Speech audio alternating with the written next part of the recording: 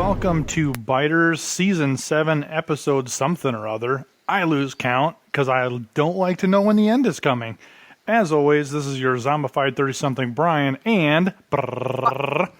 Marnell, your permanent temporary co-host. Bam, how are you doing this fine day? I am good. Yeah, we're Season 7, Episode 6. The end is nigh. Oh, yeah. Yeah, I think we decided on doing Boys versus Girls for the mid-season finale. Yeah, a little bit of early release here, the mid-season finale. I think we're going to go back to the Boys versus Girls episode. Thomas Reese has volunteered this time again. It's fun. I like it. The boys lead off, girls, whoever. It's basically, so if you're wanting to know who gets to go first, it's whoever gets their recording to Rob from Southgate Media to post online. Whoever gets theirs in first is the one who gets posted first. Which is going to be Brian and Thomas, because Diane and I are so like, we'll do it tomorrow. We'll totally do it tomorrow. Over and over and over. And so, yeah, we're looking forward to that. It's going to be awesome. We had a lot of good feedback from the season premiere when we did this, and I think it's fun. It is. Yeah. And every once in a while I think it's fun to get the two different perspectives, especially that we're, it's not just two different hosts. It's boys versus girls. Yeah, I don't know about the completely different views, though. Thomas always tends to side with you guys over me, so I don't know. We'll see how this is going to work. I might have to mute him a couple times. Just to... all right, so what do we got in terms of how goes it? For the episode. So the episode is called Swear, and Diane is our numbers guru. So when there is no Diane, there are no numbers, because I just keep reading these terrible articles about how Walking Dead is just, the ratings are going downhill, and no, it's still number one on Sundays. It's still number one in our time slot. It's got the highest viewership of any other show on cable. Yeah, just and it's all beauty in the headlines. It's granted it is losing viewers, 100%. Yep, it is. It's pretty consistent on its live +3 and live +7 numbers, but it's also pretty consistently sliding downward. So last week's episode, there's 11.4 million live views, and this week we had 11 million, so a difference of about 400,000, which seems to be par for the course, considering the... It was a pretty big football game last night, though. True. I mean, it was pretty huge. But on the other side of the token is, what you said is true. They got 11 million viewers. The next show is like 7 million. So it's still... Now you could lose 50% and they're still making money. So exactly. Don't worry. Don't shut off the TV and think it's going over. This isn't lost. And that's the thing, is I think also a lot of other viewers also watch online too. And I don't know if Nielsen tracks that along with the DVR viewership and everything, but it definitely has a lot of people. It's losing a lot of people this season, and there's a lot of different reasoning online of why people, it's too violent, or, we just don't like Negan. We've gone away from the core group. They're spread too thin. I do agree with that. That's something that's always been my gripe, even in the last season, was we're spreading ourselves too thin.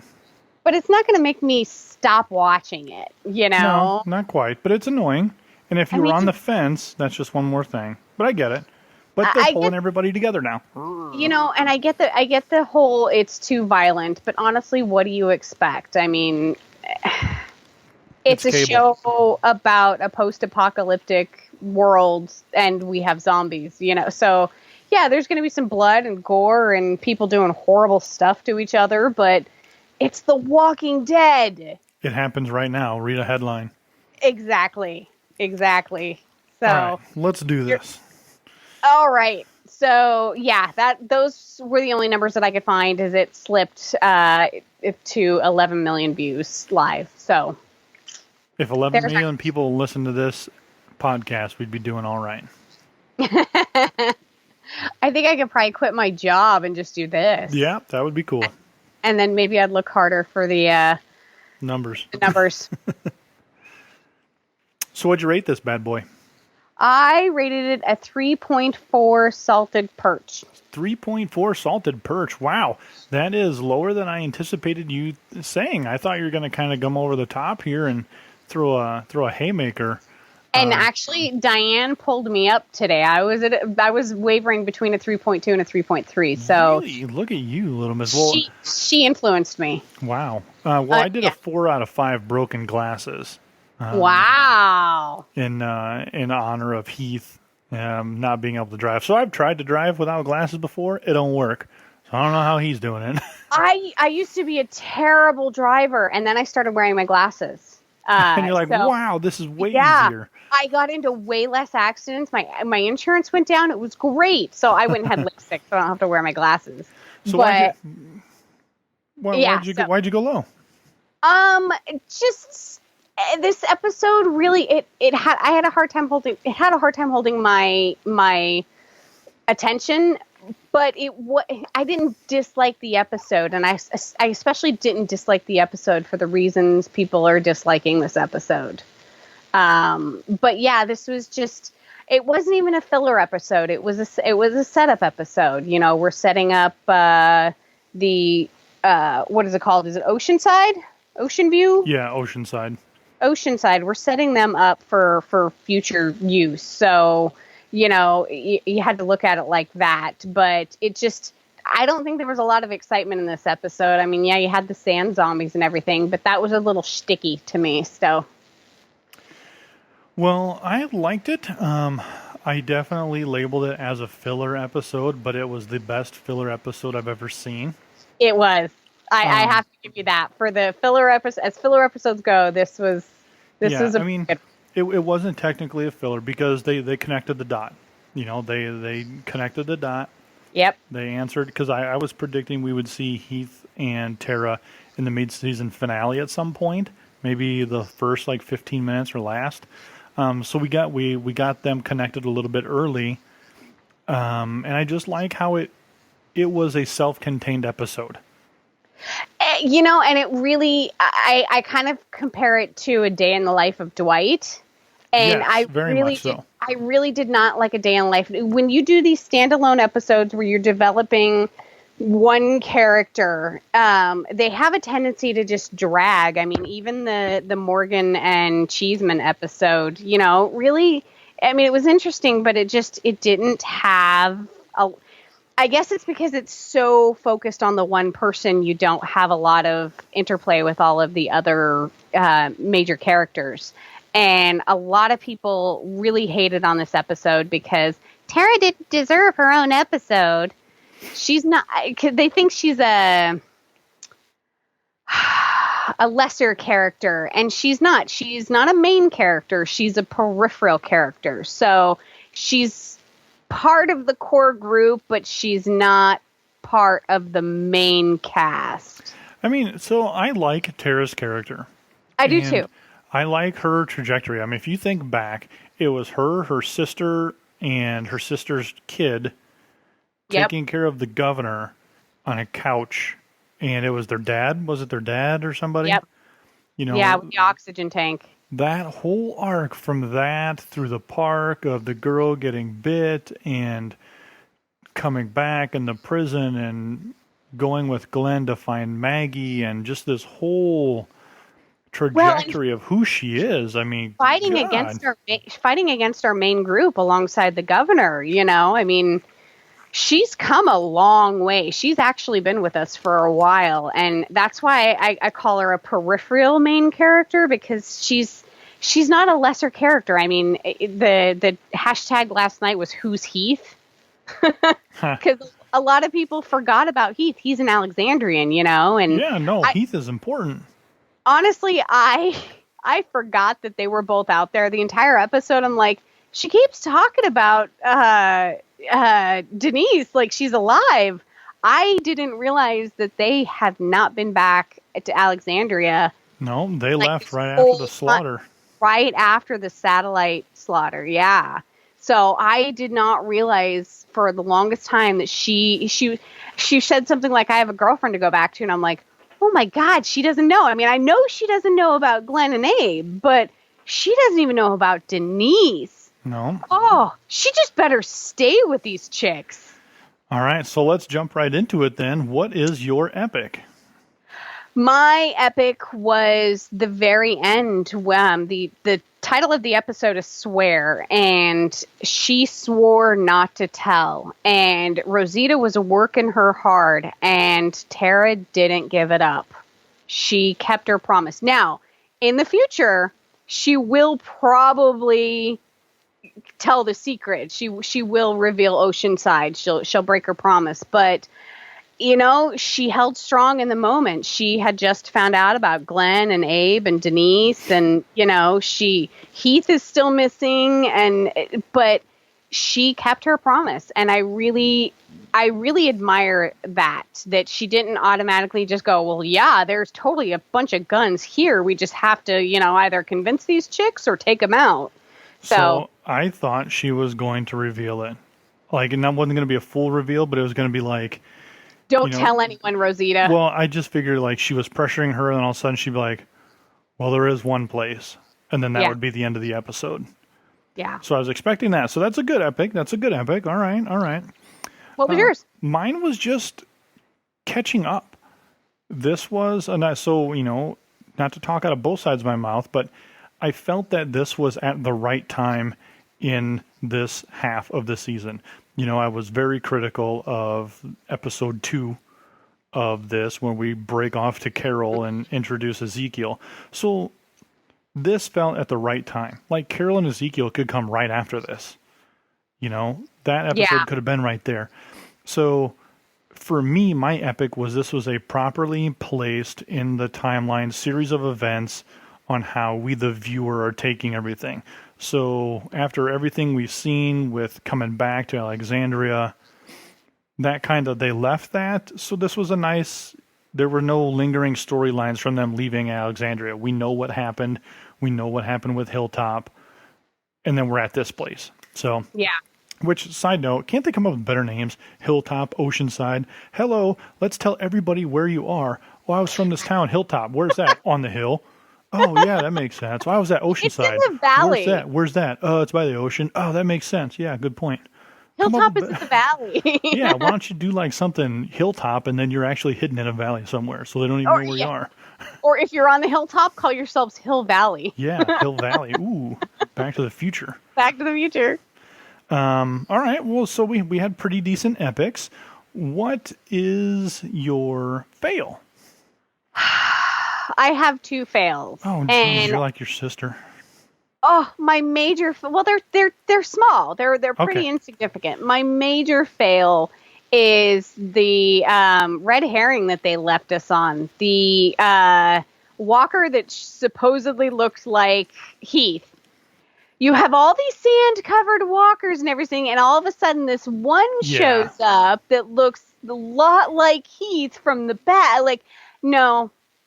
Quit faking us out. Quit trying to do it. Quit doing it. Just, it's not funny. It's not, it really annoyed me. It really bugged me at the time that there just so happens to be a walker that's like super skinny and has the same hair and not covered in sand when all of the rest of them look the same. I was like, no, that really annoyed me. That's actually in my Rotten Potpourri. I just went, oh, how convenient we're racially profiling black people with dreads on the bridge, and we assume everybody is Heath.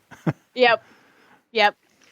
And so my other one was, I kind of had a little bit of the same rant with last episode. I don't know if you listened, but they did the whole Carl and Enid scene, and they never addressed the fact that they went overnight. Like, it never got dark for Carl and Enid. They never slept out, camped out anywhere.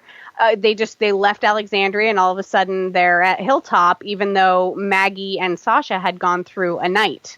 So the wibbly wobbly timey wiminess of this episode for Doctor Who fans out there, they kept jumping back and forth, and I really think that they could have told this in a linear fashion and had the exact same impact. You could have started out, and gone A, B, C, D, but they kept mementoing us back and forth.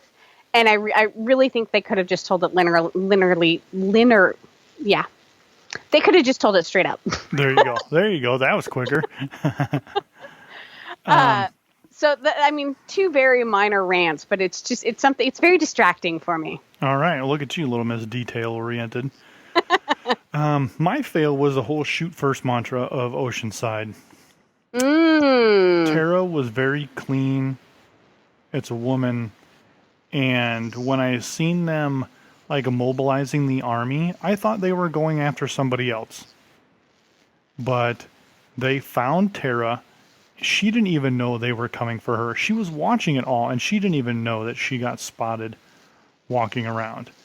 So I just thought that was just very odd. Why didn't they capture her? But they're just like, no, we shoot first and ask questions later. I kind of have I think that's something I was going to talk about while riding potpourri too. In that, I agree and I disagree. I mean, that's no way to go through life. I mean, I know you're in the zombie apocalypse, but I get it. Considering what they went through with the Saviors group, we found out. Yeah, I mean, and Negan employs women, so I get it. Right, and Carol looks like a very unassuming little old lady, and she's, Carol most of the time. But yeah, it's the redheaded savior. I can't remember. She was the one that took Carol and Maggie hostage. She would have been totally somebody I would have, she looked clean and she, seemed sane at first, and she turned out to be a horrible person. But so, yeah, I get, but it's a commune full of women. Like, you're either gonna have to eventually let people in or let men in, or have it was weird. Men, or you're gonna die out, and you're gonna have, a bunch of old spinsters in this little villa that, have never known the love of a man. All right, so let's move on to step number 3 in our little setup here, because I have lots of stuff in Rotten Potpourri that I just want to elaborate, but I want to save something for the end of the show. Actually, you go first. Oh, okay. I'm a little discombobulated tonight, so go ahead. Okay, so my epic fail was they were going to kill Tara at the end of the episode. They were leading her out there to see where her little bridge thing was and going to kill her. Okay, and I rewound it twice because that's what I got out of it, and my other half was like, no, she ran first. And I'm like, yeah, but you could tell she knew she was going to get killed. Yeah. I was like, no, look at her face when she sees the walker that's all tangled up. And I looked at that and I was like, he looks like extra tangled, like he was placed there. That's not a natural way that he, wound up. It was a female walker. Oh, okay. So my thought was the same. They led her to a place where they were going to kill her. And that was re-emphasized for me when the granddaughter was like, okay, we're going to go hunt her down. And then was like, just run. Just go. Go. She knew. The granddaughter wasn't going to be the one to pull the trigger, but the other girl was. And that was the whole point, is they were going to lead her, see where she was from, kill her, make their observations, and report back. Yeah. Unbelievable. Yeah, I thought it was pretty elaborate on their part, but yeah, I didn't even get that they were leading her back to find, the bridge and possibly Heath. But yeah, you're right. But I was like, that's really weird that like all of a sudden they're going to march her out there and shoot her from, in the back. So good on Tara for being so aware. Spidey senses. Because my epic fail was her lie. Oh, God, the boat.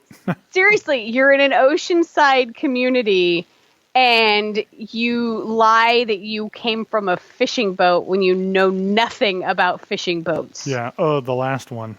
Yeah, a larder. And that was actually going to, I remember now, that was actually going to be my rating system. I was going to say 3.5 or 3.4 larders. That's awesome. But yeah, I mean, that's just, even if she would have picked trawler, like the way she said it was just so unconvincing that I'm just like, were you hit in the head? Like, normally you're better liars than this. Yeah, I guess for me, if I was the leader of that community, I'd be like, all right, kill her. She's already lied to us. What? Yeah. No, really? You just half-assed a lie. You didn't even try to lie. You literally half-assed it. And later, when she told the truth, she told a vague enough truth that they don't know she lives in Alexandria. They don't know that she lives north, south, east, or west of there. So really, she could have just told a very vague truth. And, I came from, I'm originally from Atlanta, and we've been on the road for a while, and we lived in a community, and they were attacked, and, we have been out on our own for the last 2 weeks. Boom. None of that's really a lie, Yeah, sure. All right. Yeah. So are we going to get to the meat and potatoes of this bad boy or what? I think so. It is time for some rotting potpourri. P-U. So while what you got? My thing was when the queen bee of the collective there was talking to Tara. What's her name? Netanya. Yeah. So I was watching it with closed captions with the volume down because the baby was sleeping, and I was watching this at like midnight on Sunday. And I was like, God, why didn't they pick an easier name? That's terrible. Yeah, they could have called her Natalie. Yeah, Natalie. Perfect. Okay, this makes much better sense. Brian and I are going to call her Natalie from now on. Yeah, so if Nat. you hear Natalie, it's Netanya. Yeah. So the thing where they said, look, we'll go and we'll get your partner and he can come back here and live too. Mm-hmm. Did that have like baby making machine written all over it for you? Okay, it had something that was one of my thoughts, but my other thought was also like it didn't sound right. There was a tone to it that was very nefarious sounding. It was baby making was one of them, and the other one was let's find him so we can kill you all. Yeah, exactly. Yeah, I didn't believe that. Oh, you're going to come live with us, and everything's going to be okay now. Problem solved. Yeah. Yeah. You can come live here because you'll never run away, right? Right. Right. Like the granddaughter Cindy, she escapes every day apparently. So, we keep good track of our people. You'll never be able to wander off without us knowing. That's right. So what's one of yours? I absolutely loved Rachel. Rachel was the little girl in the beginning who wanted to stab Tara in the head, and the little girl that Tara flipped off later. Yeah, that was pretty funny. Okay, that little actress, all I can think of was like, what did she audition for Lizzie? And they were like, okay, we're gonna hire this other girl for Lizzie, but we have to write this little sociopath apart. Yeah, it was cool. I liked her insistence. It doesn't matter. We still got to do it. So it was nice to see that. But then it's like, oh man, her and Carl would just like make deadly little demons, massacre the entire world. Yeah, I loved that she. How long were we into the apocalypse? Like 3 years now? 2 years? About 3 years. Yeah. So, what is she? 9, 10. So these kids that are being brought up in the apocalypse, this is the way that, they're going to be. It's going to be kill or be killed, and they understand that. Whereas Cindy was like, no, there's another way. And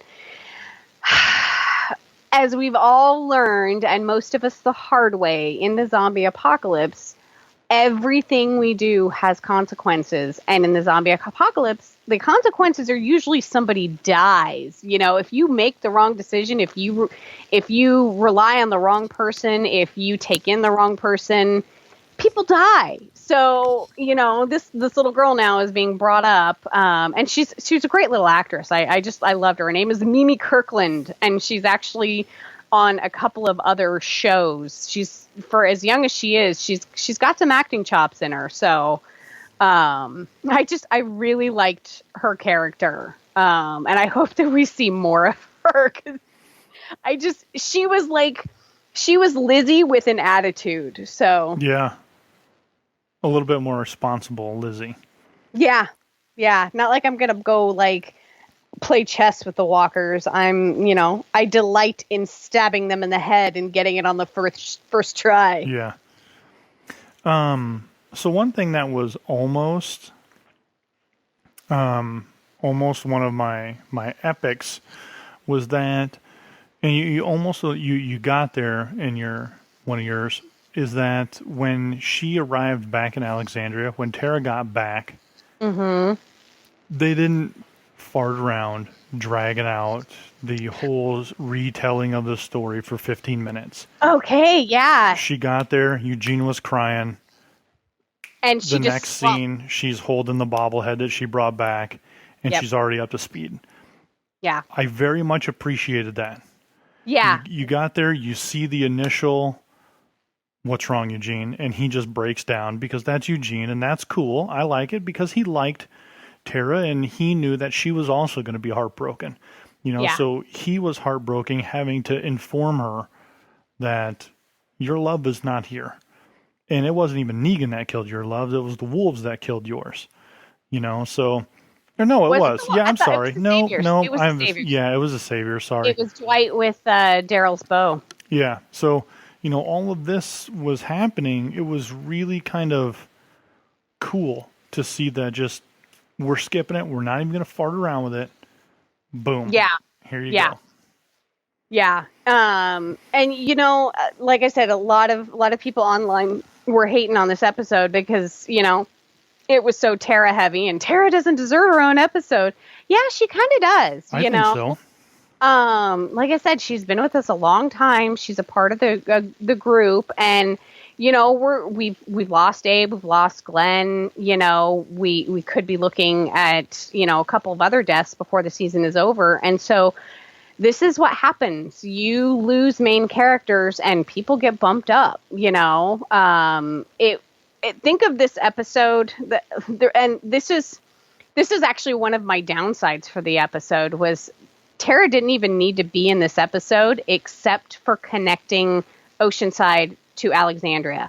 Think of this episode without Tara at all. If you would have if you'd opened on, the Cindy and Rachel stabbing walkers at the beach, and then they go back to Oceanside, and we see everybody, and they have a little bit of a scare, and we see their guns, and they talk about how the Savior killed all the men over 10, and you could have had this entire episode. It could have been anybody. It could have been Heath that was the catalyst, but so this really wasn't the Tara show. It was Oceanside. It was our world is expanding. Our Walking Dead world is expanding. We're seeing other settlements and other people, and these people may become center characters in the very near future. We may see Cindy's a really good shot, so we may see a lot more of her. She may join our core group at some point. So,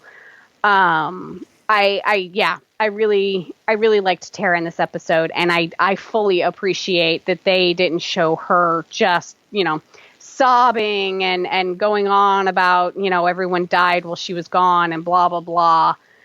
My one thing is, yeah, I know she got back and she got some bad news, but she seems really unconcerned about Heath.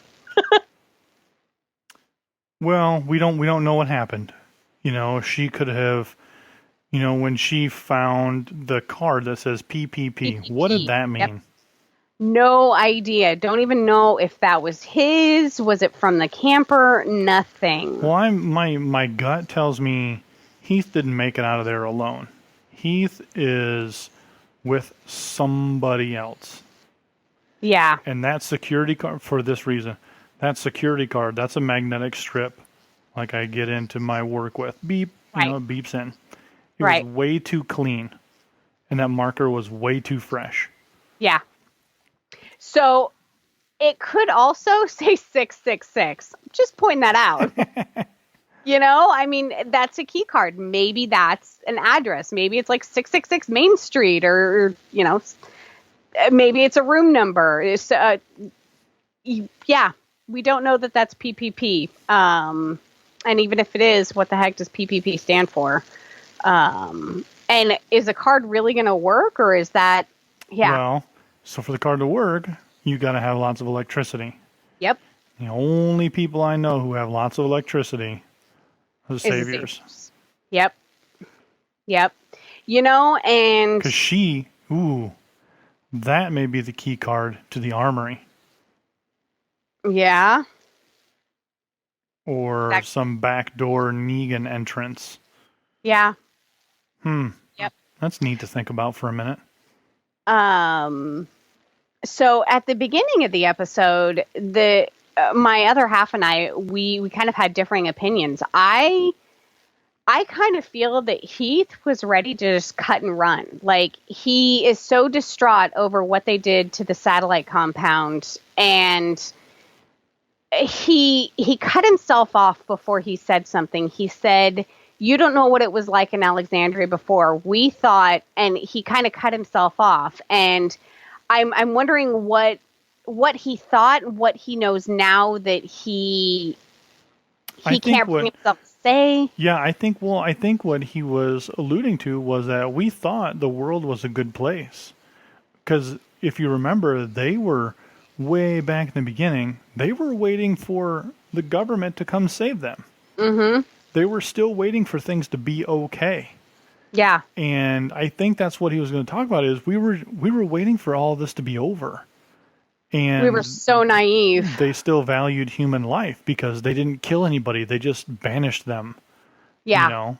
Which, side note, we still haven't found the 2 or 3 people that they banished from Alexandria. That's a good point.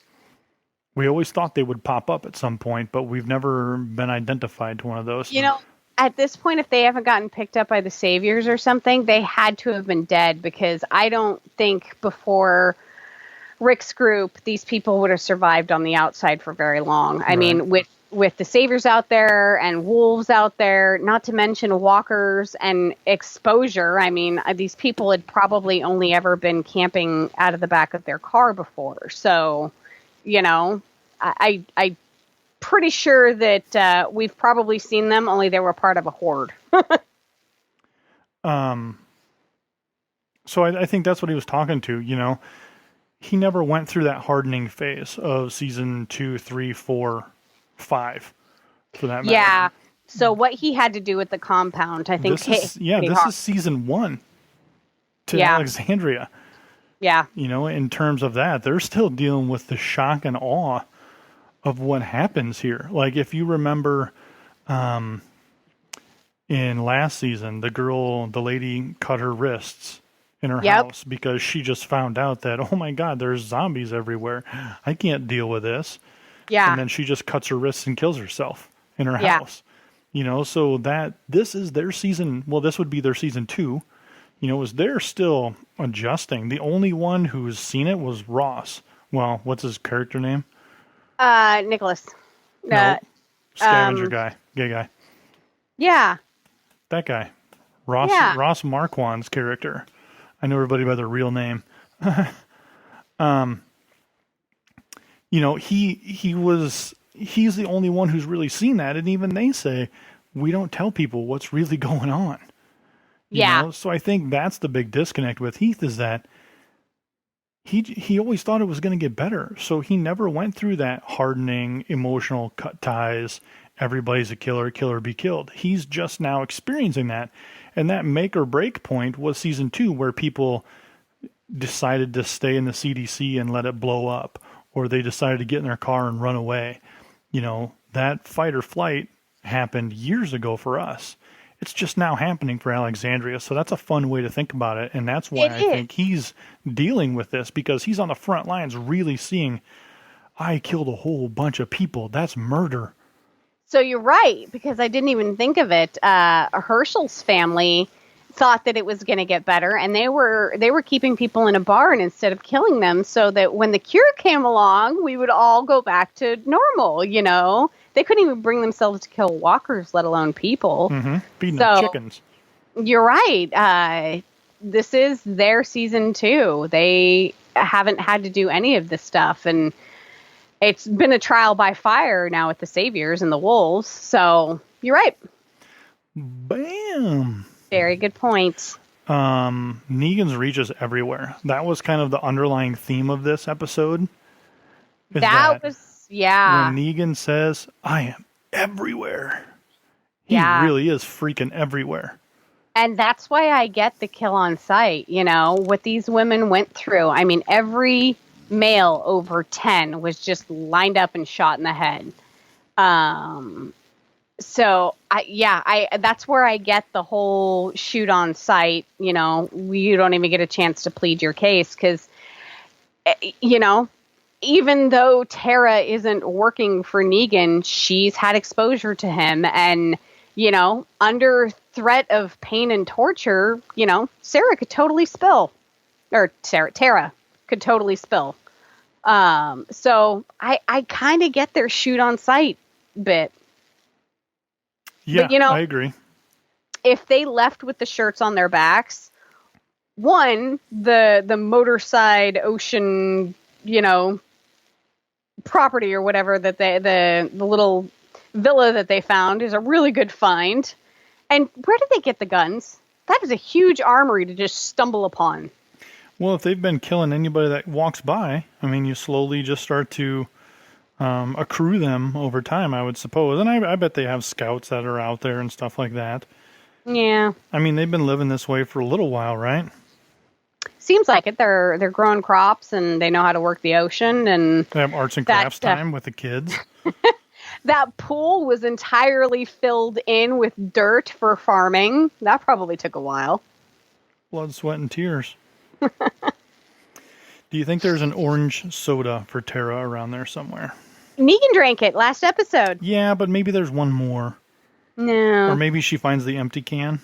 The empty can. Did they recycle it? No, he threw it onto somebody's lawn. Bastard. He litters, too. Could this guy be any less likable? So if you were, so this is just away from the episode, if you are faced with a thing where they're like, you're sitting at the dinner table and like, no, where did you come from? If you were Tara, or just anywhere, would you, at that point, I was thinking this in my head, I would make the power play, and I would tell them everything, if I'm Tara. It was me, my father, my sister, and my niece in this place. Took in a man walking. This is what happened. It went to this colony. He killed their leader. We attacked this prison. He beheaded this person. I waited there. It was this whole thing. And then we went to Terminus and we were almost eaten by cannibals. And then we went here. And then we went here. And we went here. And now we're here. And everything you're telling me has happened while I've been out on a supply run with Heath, this guy here. So that's where I come from. That's what I've been through. And I just want to go home. I think so. I wouldn't have given them enough details, like, you know, saying Alexandria or giving very many locations. I would have been totally vague book about it. But I think I probably would have told them the story. Just, you know, to know what I've been through and that I'm not a bad person and the people that I'm with are not bad people. We're all just trying to survive. And sometimes we make bad decisions like killing, you know, 30 saviors when there's like 600 of them. But yeah, I think I would have fessed up to a lot of it.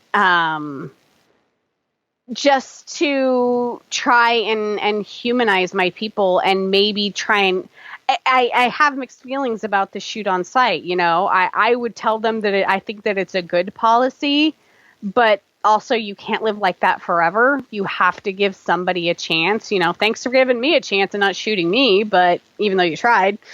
But, you know, I would hope that if they stumble upon Heath that they wouldn't shoot first, that, you know, they...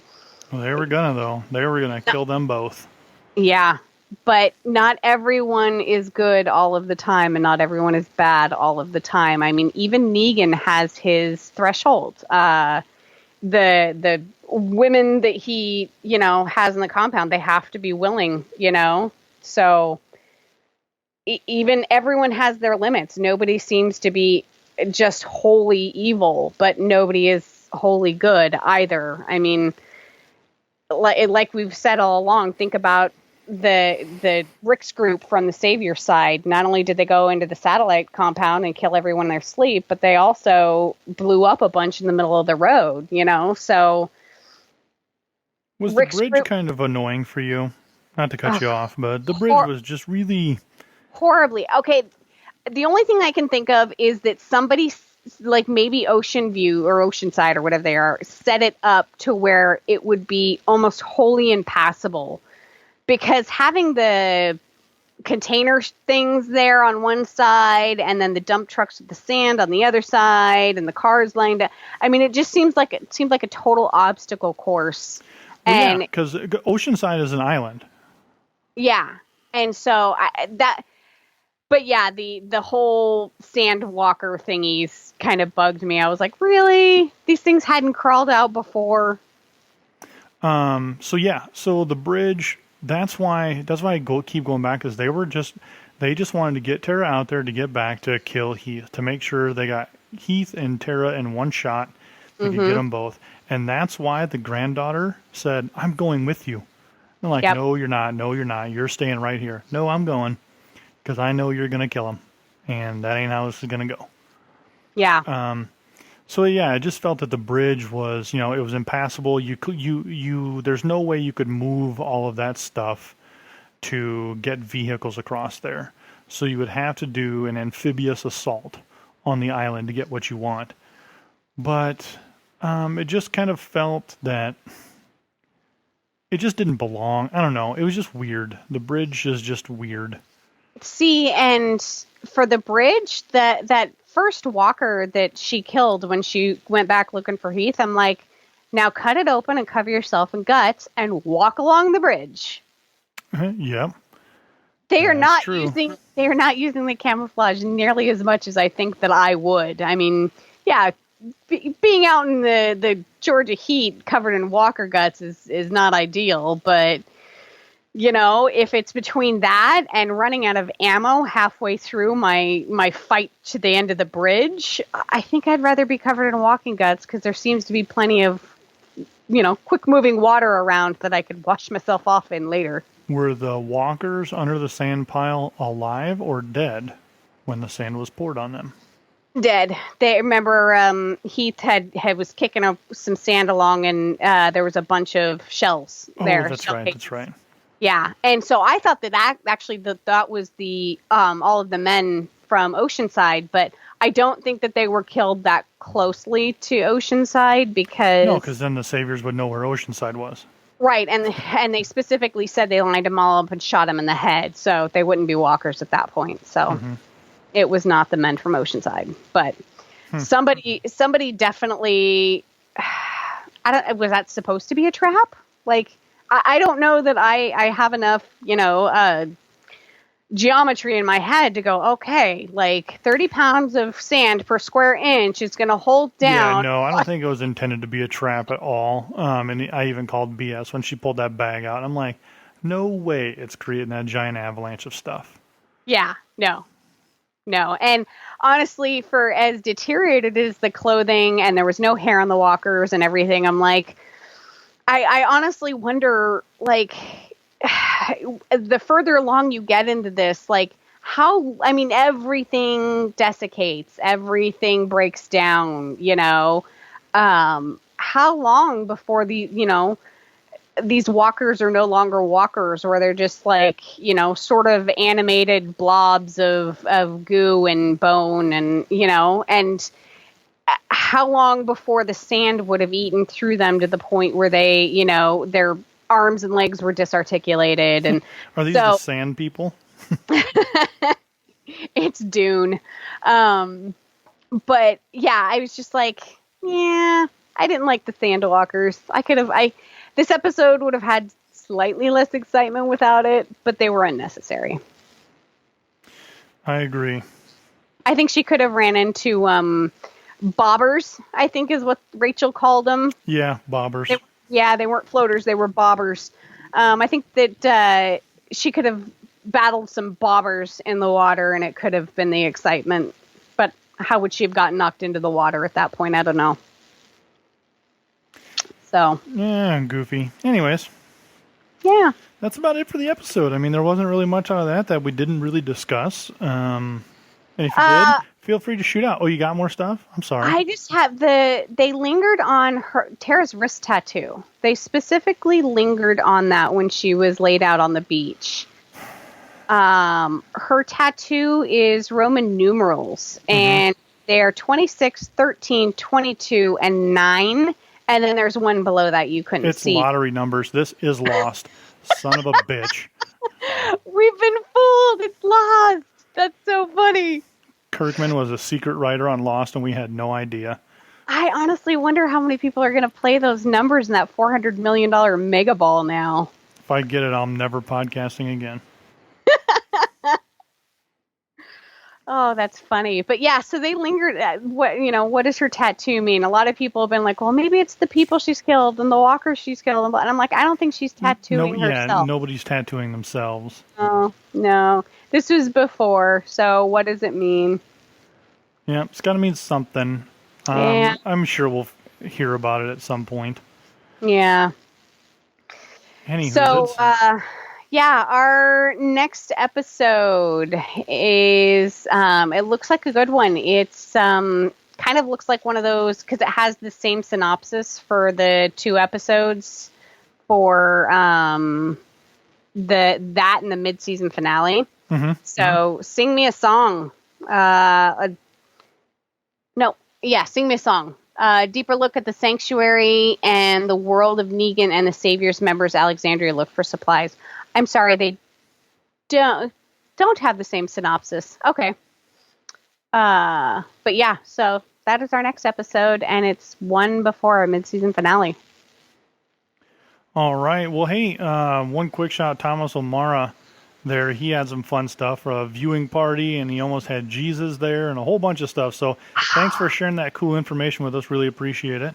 We are so jealous, dude. Your pictures are awesome. Thank you for sharing. Yeah, waiting on my flight tickets. You said you wanted to get me out there. Well, also I'll need if you can get a babysitter 24/7, I'll need one of those too.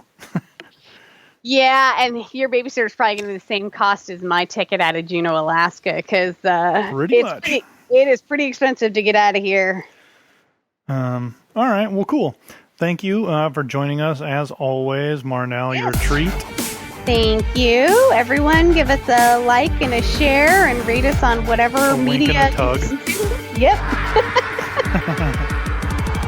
All right, let's take it. Oh, you got more? Oh, nope. I am ready to take it one day at a time. Yeah. See ya. Bye.